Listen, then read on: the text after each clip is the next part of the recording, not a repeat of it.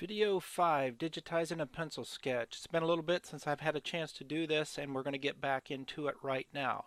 We're going to do a little summary first. We've done 4 videos. We've got this gentleman pretty much digitized except for his mouth. We're going to do that first, but before we do it, just in case anybody notices anything different, we are now working with a different program than we were before. We're still using the Floriani software. The last time in my stupidity I was actually using the demo version of Floriani Total Control, and if anybody familiar with the demo version knows you can't save it, so I had no C2S file to fall back on once my computer was reset for some reason. So what we've done now is we've got the Floriani Digitizing Pro 3 software on here. Virtually nothing different for what we're going to be doing here.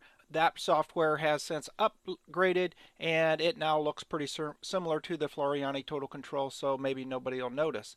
The next thing you might notice is that I had to redigitize everything I had done up to this point, and I tried to do it as accurately as I could what I'd done in the previous videos so that we're starting with something that looks pretty much where we left off, but I guarantee you it's not exact.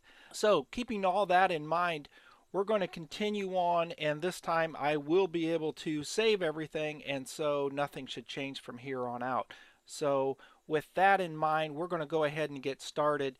And what we've got here is we ended up right here at the corner of his nose. We had done the edit in the last video, changed his nose. We also added a fill in here behind his hair. I did not put that back in. I didn't think, I mean, it's not that I didn't like it. I think the fill was fine. There's some options you could do with it. I even had somebody recommend that you could change it to a random fill, put these stitches over top. Probably a pretty good option, being that hair isn't that perfect anyway. So I got one other thing we're going to go over here as soon as we do his mouth, and we're going to go back to looking at the original version of this picture, which I forgot I had, and getting back into this, I'm going to show you that and look at a few things that we might have done different. But back to where we stopped. We stopped at the corner of his nose to get down here to his mouth. We obviously don't want to leave a trail here, so we're going to do a trim stitch. And to do that, the way I do it is I use the manual stitch. So I'm going to select the manual stitch. I'll plot a point there, plot a point down to where I want to go, and then I just right click because that's really all the further we want to go. Go ahead and select that manual stitch, and I change it to a trim stitch where it says end command trim stitch. That seems to work good for me as far as getting a trim in there. That seems to do it every time and is the way I always end up doing it. So now that we've got our machine position down here on his mouth, we're going to go ahead and digitize all that. And I'm going to do it pretty much all running stitches, I believe.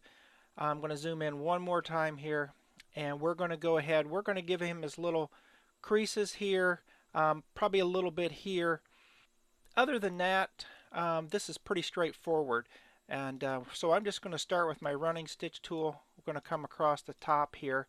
We're going to get all our running stitches done twice, and then we'll form the heavier areas in the corner of his mouth here with some extra running stitches. We're not going to go into doing any satin stitches. So I'm going to come across the bottom this time, and as I work my way over here, I'm not going to do any of the pieces that come up here to form his teeth. I'm going to do them on the next time by, which usually kind of breaks my rule. I try to do all the pieces on the first time pass. That way if I miss something I can pick it up on the second time, but I'm breaking my own rule here. But since it's my rule, I can do that. So we're going to finish out his little, I don't know if you call that a dimple or whatever. So now we've pretty much got the dimples done here.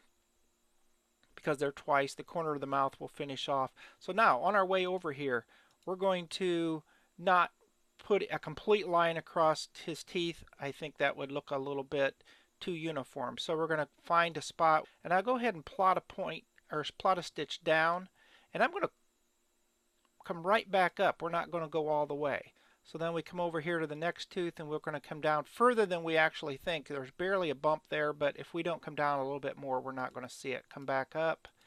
This one, again, just part way. Now this one we're going to go ahead and go all the way across since it's very prevalent. And this one down a little bit, back up. And I think that's where we're going to leave that one. So now we're going to come back here to end here. So we need to get everything finished on this side that we want to do. So I'm going to go ahead and just lay in some running stitches here.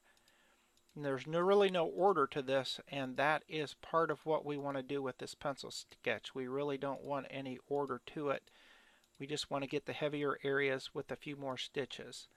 And so we've went back and forth there, kind of worked our way from the top to the bottom, and we're going to come across this bottom and we're going to put a couple stitches in there. And I swear I put a stitch in there. I guess it went back on the same path and we're not seeing it. We'll see what happens there. But I can't see it. So if you're missing that, I'm missing it too. I'm not sure what happened there. We'll put this one offset a little bit. And then we're going to do the same thing on this end. We're going to come back and forth, just work our way up without doing a column stitch or a small fill stitch or something. We're going to end right there. We're going to right click, and I guess I was just missing that because it was the same color, because it's there. I've got the 3D view on already. You can see what that looks like. We're going to zoom out here, and I'm kind of pleased with what it looks like. It actually looks pretty good. Being not uniform, again, I think will be the way to go here. So there we finished off his mouth. Now what I want to do is kind of summarize what we've done so far, and we've used a few different techniques. As you can see here, down here on his sleeve we've used just running stitches, and we did that with his hair. Around his top of his head here we used a satin stitch, and then we give it a random edge, which you can't really see here in the 3D view, but we did a random edge on that. We did some light density fill stitch here, and of course you can adjust those densities once you got actual samples going.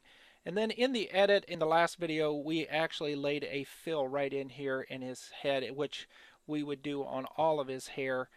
And we've got that technique there where you could do a fill stitch, running stitches over top to give it a little bit more texture. So then you got two areas of texture there. You've got the texture of the fill, which you could do in just a regular flat fill, or what I would call just a standard fill. You could put a random fill in there. You could even put a pattern if it fits your situation. In this case, the hair probably would be best be done with a random fill.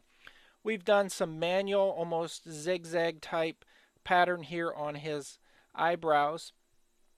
They look a little bit wild, kind of reminds me of the Soviet Union's hockey coach from the 1980 Olympics. So we might want to tame them down a little bit.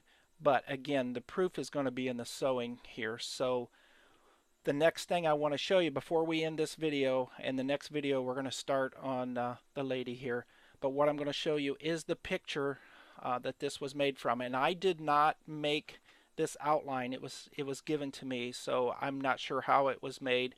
Obviously some software that took a colored picture and turned this into just some, basically everywhere there's a shadow here is where it's made some lines. So let's look at that picture. And as you can see, if we was working from this, we may have made different decisions. And the first thing that pops off to me is we needed to get some hair right in this area right here. We've completely neglected that. Really wasn't hardly any lines in the other picture. If we go back there, maybe just a little bit here.